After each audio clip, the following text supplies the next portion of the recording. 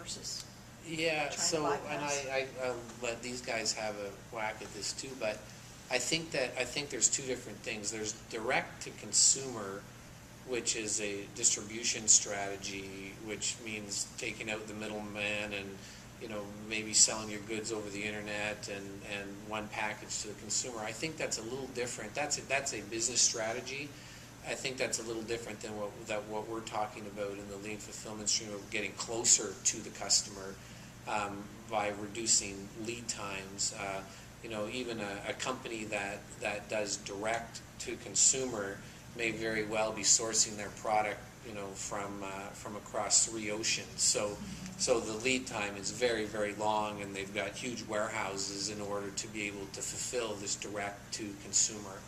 I don't know that I have a personal opinion on whether that's where things are going to go. There's a lot of organizations that use distributors and wholesalers, and while some may call it waste, I think that's very myopic, and if you just say that all wholesaling and all distributing is waste, then you probably don't quite understand the industry you're talking about. I can think of 3 customers that we have that have supply chains that involve a wholesaler or distributor, and every time I look at it, it makes absolute sense. So this idea that we're just going to eliminate all of that, I'm not sure that that's practical. However, what we're talking about is shrinking the lead time, our reaction time, so we're more flexible, so we can get an order and react and not have to be forecasting so far out.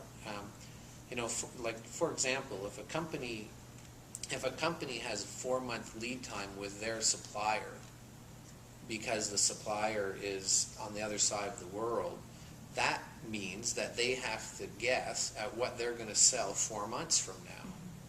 Well, we know now that 4 months now in business is an eternity. It's a lifetime.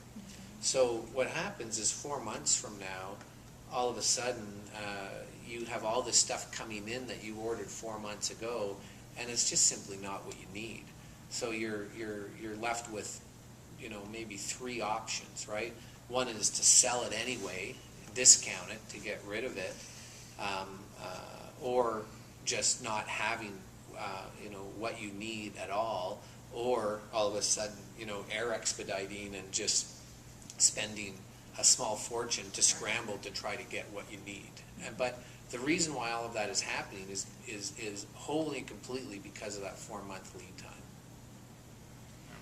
One other thing on the direct-to-consumer, there's certainly lots of ways to interpret that, and one of the ways that I've seen is that companies are delaying the demand signal in order to pool or batch enough volume to bypass some of their own distribution networks to then end up, to reduce the middleman and the touches even within their own network to go direct to their customer, and delaying a demand signal and batching customer demand certainly isn't supporting what the lean supply chain is trying to do. So I definitely see that as one strategy that companies are utilizing that, to me, I've always questioned. I think we talked about visibility and stability. I think one of the easiest things to do, and probably most difficult at the same time, is to keep an accurate file or accurate information on your part information, your volume, your ordering file. That's process discipline. Absolutely, Yeah. And then they're giving the collaboration amongst that. Everything's planned around a plan for every part. What we terminology we call it. So without that accurate information, your plan's never going to be good, ever. And it just seems like such a simple thing, but just the length and width and height of boxes, and keep an accurate update of that.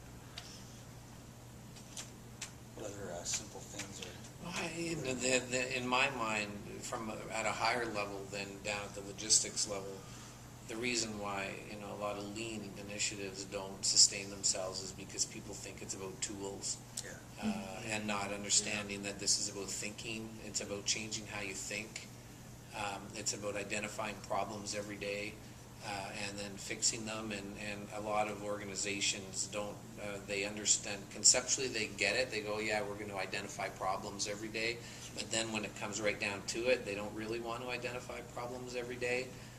It's more comfortable just to let the inventory and the warehouses and that hide the problems, and assuming you're still profitable, then, you know, it's just kind of like, okay, why would we go and tackle all of that, right? It took 50 years for it to become a mess like that. Why would I go tackling